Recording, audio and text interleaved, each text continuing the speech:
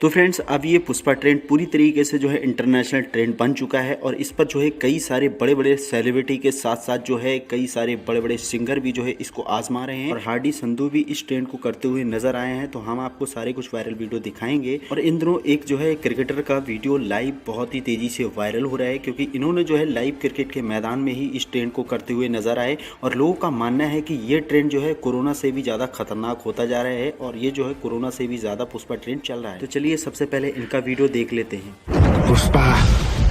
पुष्पराज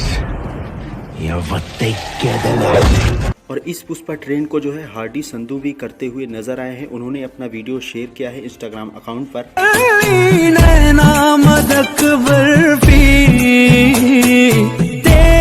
और फ्रेंड्स, आपको पता ही होगा कि हार्डी संधू एक जाने माने बहुत ही बड़े सिंगर हैं। अब इनके इस वीडियो को जो है काफी सारे लोग जो है शेयर कर रहे हैं और पसंद भी कर रहे हैं। तो चलिए आगे बढ़ते हैं। और इन्होंने जो है लाइव क्रिकेट के मैदान में ही इस ट्रेंड को करते हुए नजर आए, तो उनका वीडियो वायरल हो गया। तो आप देखिए।